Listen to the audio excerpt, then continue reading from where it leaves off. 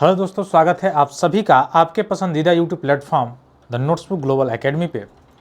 जैसे कि आप सभी को पता है कि पश्चिमी एशिया में जो युद्ध का माहौल है, जिसके कारण पूरे वैश्विक लेवल पे तेल संकट या ईंधन संकट का संकट मंडराया हुआ है या मंडरा रहा है। उसमें गलती केवल ईरान की नहीं है और गलती केवल किसी एक की नहीं है।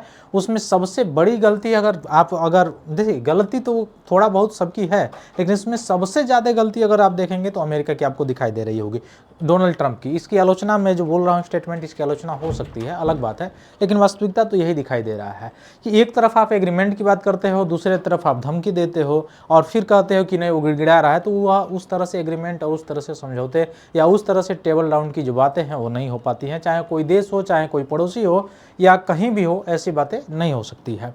तो यह एक मुद्दा है जिसके कारण आप देख रहे होंगे कि खाड़ी के देशों में जो क्रूड आयल्स है या गैसेज हैं, यह गैसेज और क्रूड आयल जो है अलग अलग विश्व के देशों में, जैसे यूरोपियन कंट्रीज़ में, भारत में और भी एशियन कंट्रीज, अफ्रीकन कंट्रीज में यह क्या होते हैं, यह मुख्य रूप से वहाँ से निर्यात किए जाते हैं और अलग अलग विश्व के द्वारा वहाँ से आयात किया जाता है।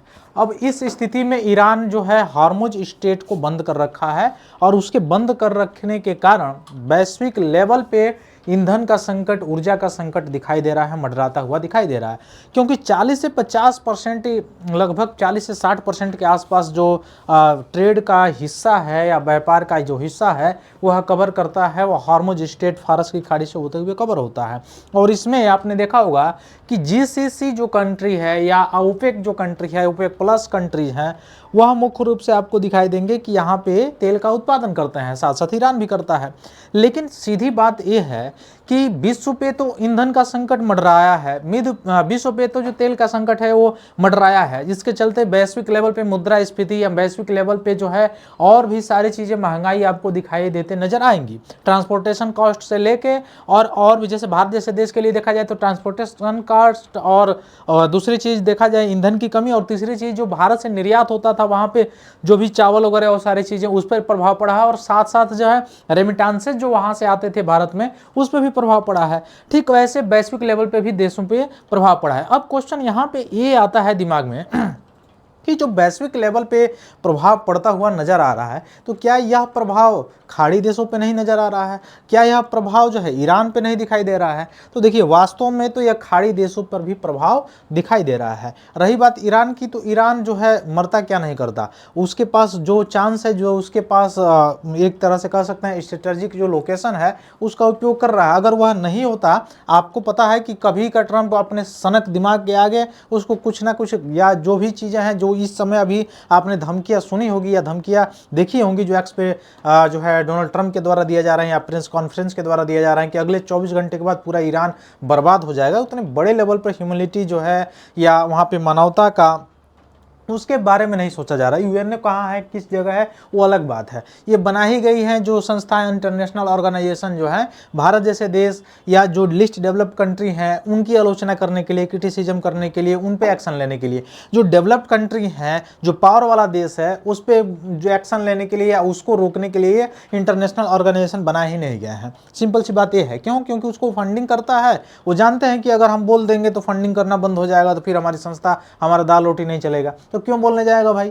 तो इंटरनेशनल ऑर्गेनाइजेशन तो बना है, लेकिन उसमें बोल नहीं रहा है। कारण यह है कि उसका दाल रोटी सब चीज वहीं से चल रहा है। और फंडिंग, जैसे अभी जब से ट्रंप आया तब से बहुत सारे ऐसे इंटरनेशनल ऑर्गेनाइजेशन है जहां से वो एग्जिट कर लिया अपने आप को। अब एग्जिट कर लिया तो वहां पे फंडिंग की प्रॉब्लम हो गई, फंडिंग की प्रॉब्लम हो गई तो कहीं ना कहीं आप देखेंगे कि उसमें जो बढ़ावा या इंसेटिव लेने की जो कदम आगे बढ़ाई जा रही थी, वहां पे जो है कंसर्न हो गया, इफेक्ट हो गया। यहाँ पे देखने को मिलेगा कि वह संस्था अपना रोजी रोटी चलाए या वैश्विक लेवल पे जो चीजें हैं उसको देखने का काम करे।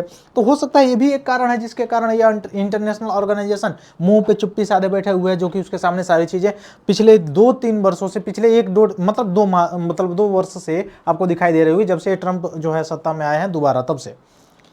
लेकिन वास्तव में जो इंटरनेशनल ऑर्गेनाइजेशन बना था वो तो इसीलिए बना था कि वैश्विक शांति हो, वो उसका नज़र नहीं आ रहा है, तो वो अलग चीज़ है। तो इसका प्रभाव खाड़ी देशों पर भी पड़ रहा है। अब आप बोलेंगे कि खाड़ी देशों पे प्रभाव कैसे पड़ रहा है, उसका कारण ये है कि अब उस देश में भी तो यहाँ से या अन्य देशों से जो निर्यात होके वहाँ पे जाता था, अर्थात वह अन्य देशों से मंगाता था, जैसे सऊदी अरबिया हो गया, बहरीन हो गया, कतर हो गया, यूएई हो गया, इवन ईरान भी हो गया, इराक भी हो गया, जो अन्य देशों से जो वस्तुएं मंगाते, जैसे भारत जैसे देश से मंगाते थे या साउथ ईस्ट एशिया से मंगाते थे, तो वो भी तो बाधा है। तो उसमें भी बाधा है, तो उनका भी सप्लाई चेन बाधित हो रहा है, तो वहाँ पर भी मुद्रास्फीति, वहाँ पर भी खाद्य संकट आपको दिखाई देगा। दूसरा चीज़ ये कि उनकी खुद की जो आमदनी है वह उसके क्रूड ऑयल, उसके ईंधन के बेचने से, पेट्रोलियम के बेचने से आता है, क्रूड ऑयल के बेचने से आता है, या गैस जो है उसके बेचने से आता है। अब वह खुद सप्लाई वह किसी कारणवश, जो मेन कारण है वो आपने मतलब आप लोग जानते हैं, इसके कारण बंद रखा है। दूसरा जो इसका इफेक्ट है कतर, यूएई, सऊदी अरबिया जैसे देशों पर भी पड़ रहा होगा। सीधी बात है, क्योंकि वहाँ की भी सप्लाई ठप हो रही है और वहाँ से भी वो वस्तुएं नहीं जा रही हैं, जिसके कारण सप्लाई ठप होने के कारण दाम तो महंगे हो गए, लेकिन उसकी भरपाई आपको नहीं दिखाई देगी, है ना। और सऊदी अरबिया की अगर बात किया जाए तो जिस समय 1971-1973 के आसपास जो तेल संकट आया था, जो सीरिया लेबनान से युद्ध चल रहा था, इजिप्ट वगैरह उसमें शामिल था, अमेरिका से समझौता किया था सऊदी अरब उसमें कि डॉलर मतलब पेट्रोल का एक डॉलराइजेशन करने का काम किया था, पेट्रोलियम का, और उसके बाद से जो है पेट्रोलियम का जो है डॉलर के ऊपर निर्भरता बढ़ गई। तो ओपेक कंट्री जो है क्या होते हैं उसके बारे में देखेंगे। तो ओपेक कंट्री जो है ये एक देशों का समूह है जो मुख्य रूप से मिलकर ओपेक की मतलब स्थापना किए थे। इसमें एशिया के भी देश हैं और इसमें साउथ अमेरिका कंटिनेंट का भी देश है, जो हाल फिलहाल में न्यूज़ में रहा भी था, आपने देखा होगा, वेनेजुएला जी। तो ओपेक जो है मुख्य रूप से, ओपेक में जो संस्थापक सदस्य हैं उसमें वेनेजुएला भी आपको दिखाई देगा और खाड़ी देश भी इसमें शामिल होते हुए दिखाई देंगे। ओपेक प्लस इसी का एक आप देखेंगे विस्तारित फॉर्म है, जो तेल जितने भी ऑयल, क्रूड ऑयल्स वाले जो देश हैं उनसे संबंधित या संदर्भ में आप कह सकते हैं।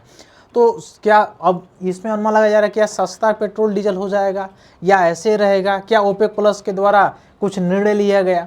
तो सब मिला जुला के बात है कि सप्लाई की, कि यह मुख्य रूप से जो बढ़ोतरी हुई है यह किसके कारण हुई है? सप्लाई चेन कम हो जाने के कारण, सप्लाई बाधित होने के कारण, जो युद्ध चल रहा है जिसके कारण सप्लाई रूट पे असर पड़ा हुआ है, इसके कारण, अनिश्चितता के कारण यह मुख्य रूप से आपको दिखाई देगा कि इसका रेट हाइक हुआ है। OPEC plus agrees to boost oil output when state of Hormuz reopen. अब यहाँ ओपेक प्लस एक सहमत है कि जैसे ही हार्मुज रीओपन किया जाता है वह मुख्य रूप से इस पर कंट्रोल करने का या सप्लाई चेन बढ़ाने का काम करेंगे, जिससे जो क्रूड ऑयल्स का रेट जो बढ़ा हुआ है वो कहीं ना कहीं स्थिर हो या अस्थिर होकर कम दाम पे जाए, ज़्यादा दाम पे जो चला गया है। लेकिन सिंपल सी बात और सबसे सोचने वाली बात यह है कि आखिर ये हार्मुज स्ट्रेट रीओपन कब होगा, सबसे कंसर्न तो यहाँ पे है। अब ये ओपन होने के लिए, बात करने के लिए यह पाकिस्तान के कंधे पे बंदूक तो रखा था, लेकिन बार बार आनाधुन अपनी बोली से, अपनी बातों से धमकाना चाह रहा था। हालांकि एक तरह से आप देखेंगे तो यूएसए यहाँ पे ईरान में पिट रहा है ना, युद्ध हार चुका है, वास्तव में यहाँ पे पिटाई इसकी हो रही है। तो अब जैसे खिसियानी बिल्ली खम्बा नोचे, वो वाला काम ये ट्रंप के द्वारा किया जा रहा है कि नहीं हम ये काम किए, तो मुंह से बोल बोल के पूरे विश्व में दिखाएंगे कि हाँ हम हैं, कुछ लोगों को दिखाएंगे, कुछ लोगों के अंदर मतलब ये भय बनाएंगे कि बिल्कुल अमेरिका ऐसा कर सकता है, ये कर सकता है, ऐसे कर सकता है। अपने आप को अभी भी पावरफुल ही समझ रहा है ना, मतलब अंदर की हवा निकल गई, लेकिन वो जो कहा जाता है ना साइकिल की टायर अभी भी चलना नहीं छोड़ा, वो कह रहा है कि नहीं मैं टाइट हूँ, लेकिन उसकी हवा पंचर होकर निकल गई। वो चीज़ें यहाँ पे आपको दिखाई देती हुए नजर आएंगी। तो बात तो सबसे ज़्यादा कंसर्न वही है कि हार्मुज स्ट्रेट खोलेगा कब। बाकी ओपेक प्लस जो है दुनिया के प्रमुख तेल उत्पादक देशों का एक समूह है, उसने लगभग आप देखेंगे कि 2,06,000 बैरल कच्चे तेल का उत्पादन बढ़ाने पर सहमति जताई है। लेकिन ये बढ़ेगा कब? जब हार्मुज स्ट्रेट खुलेगा। सबसे कंसर्न वाला जो चीज़ है वो तो यही है कि जब तक हार्मुज नहीं खुलेगा तब तक तो यहाँ पे कंसर्न बना हुआ है। अब ओपेक में कौन कौन से देश थे, तो यहाँ से आपके क्वेश्चन प्रीलिम्स में पूछे जा सकते हैं। ओपेक में जो संस्थापक सदस्य थे उसमें आपको दिखाई देंगे ईरान होगा, इराक होगा, वेनेजुएला होगा, कुवैत होगा, सऊदी अरबिया होगा। और सदस्य देशों में आपको दिखाई देंगे कि Qatar, Libya, UAE, Algeria, Nigeria, Angola और इक्वेटोरियल गियाना और कांगो भी इसमें शामिल है। अर्थात ओपेक में जो सदस्य देशों की संख्या है आपको दिखाई देगा